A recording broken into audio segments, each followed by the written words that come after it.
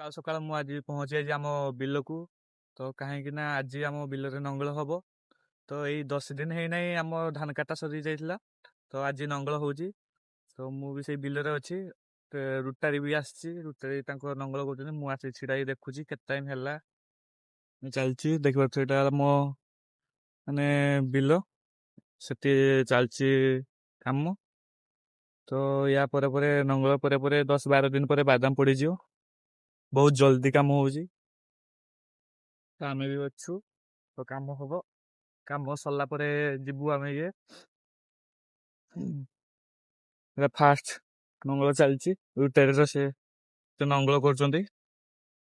ଦେଖିବା ଏଇଟା ହେଲା ଆମ ବିଲ, ନଙ୍ଗଳ ଚାଲିଛି। ତ ଏଇ ଯୋଉ ଅଛି ତ ଯାହା ହବ ଦେଖାଯିବ। ନଙ୍ଗଳ ସରି ସରି ଆସିଲାନି, ଆଉ ଅଳ୍ପ ଅଛି। ଏଇ ଦେଖିବାକୁ ଏଇଠି ମାନେ ଅଳ୍ପ ଅଛି, ସରିଯିବ ଆମର। ଆମ କାକାର ବି ଆରମ୍ଭ ହୋଇନାହିଁ। କାକାଙ୍କର ବି ଧାନ କାଟା ସରିନାହିଁ। ତାଙ୍କ ଆମ ଉପରେ ହେଇଥାନ୍ତା। ବହୁତ ଲେଟ୍ ହଉଛି, ତାଙ୍କ ବହୁତ ଲେଟରେ ବି ଚାଷ କରିଥିଲେ। ତ ଆମର ବି ଚାଲିଛି କାମ। ତ ଜଲ୍ଦି ଆମର ବାଦାମ ପକା ବି ହେଇଯିବ। ଘର ପାଖରେ ନଙ୍ଗଳ ହେଇସାରିଲା ପରେ ମୁଁ ପଳେଇ ଆସିଛି, ଖାଇ ଖୁଆକି ପଳେଇ ଆସିଛି ମାନେ ଅଠିଲା ଜମିକି। ତ ସେଇଟା ଆମ 5 ଗୁଣ୍ଠ ଅଛି, ଗୋଟେ ଜାଗାରେ ଅଛି। ତ ସେଠି ତଳା ପଡିବ କି ପଡିବନି ସେଟା ଦେଖିବା ପାଇଁ ଆସିଛି। ଲୋକମାନେ ତଳା ପକେଇ ସାରିଲେଣି ନା କଣ କିସ। ତ ଏବେ ମୁଁ ପହଞ୍ଚି ଯାଇଛି, ସେ ଜାଗାରେ ପହଞ୍ଚି ଯାଇଛି। ଲୋକମାନେ ନାହିଁ ନଙ୍ଗଳ କରିସାରିଲେନି। ଗୋଟେ ଜମି ନଙ୍ଗଳ ହେଇସାରିଲାନି, ତଳା ପକେଇବା ପାଇଁ ସବୁ ରେଡି ହେଇଗଲାନି। ତ ଯାଉଛି ବିଲ ପାଖକୁ, ଯାଉଛି କଣ ହଉଛି ଦେଖିବା ଆଗକୁ। ଆମ ଜମି ପାଖରେ ମୁଁ ପହଞ୍ଚି ଯାଇଛି। ତ ଦେଖୁଥିବେ ଏଇଟା ହେଲା ଆମର 5 ଗୁଣ୍ଠ ଜମି। ଏଇଟା ଚାଷ ହବ, ସବୁଥର ଚାଷ ହୁଏ। ତ ଆମ ଜମି ପାଖରେ ଜଣଙ୍କ ବି ସେ ନଡା ସଫା କରିଦେଇଛି।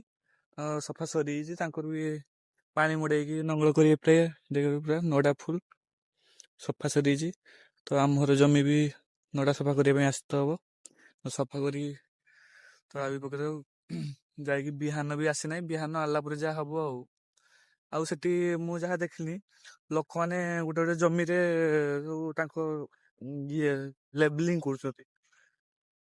ଏଇଠି ଜମି ପାଖରେ ମୁଁ ଦେଖୁଛି ଲେବଲିଂ କରୁଛନ୍ତି। ଏତେ ଜମି ପାଖରେ ଜଣେ ଲୋକ, ସିଏ ବି ତାଙ୍କର ନଡା କାଟିକି ସେ ନଙ୍ଗଳ କରିସାରିଲେନି। ତାଙ୍କ ପାଣି ମଡା ବି ହେଇଯାଇଛି, ଦେଖିପାରୁଛୁ ପୁରା ଏଇ ବଗ ଘୁରୁଛି। ତ ଜଣେ ତେୟାର କରିସାରିଲେନି ତାଙ୍କ ଜମି। ମୁଁ ତ ଆଜି ଆସିଛି ଦେଖିବି। ଆମ ଜମିର ନଡା କାଟି ସଫା କରିବା ପାଇଁ ହବ, କାହିଁକିନା ଆମ ତଳା ପଡିବ। ଏବେ ସୁଦ୍ଧା ବି ବିହାନ ଆସିନାହିଁ ଆମ ଜମିକୁ। ଚାଲିଛି, ଦେଖାଯାଉ କଣ ହଉଛି। ତାଳସଜ ହେଇଗଲାନି, ଦେଖ କିଏ ତାଳସଜ ଖାଇକି ଆମ ବିଲ ପାଖରେ ପକେଇଛି।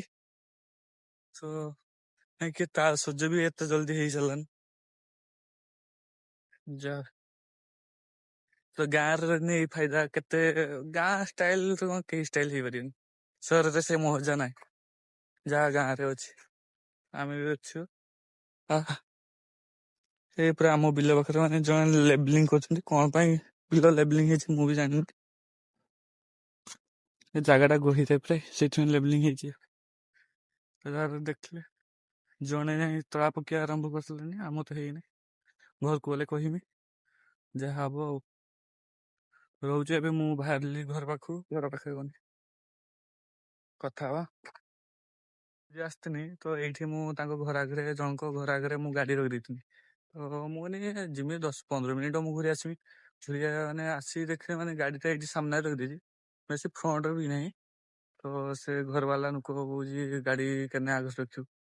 ମାନେ ଲୋକମାନେ ଏଇ ଦେଖିବ ମୋ ଗାଡିଟା ଏଠି ଛିଡା ହେଇଛି, ଏଠି ଗାଡି ପୁରା ଆରାମସେ କ୍ରସ ହେଇଯିବ।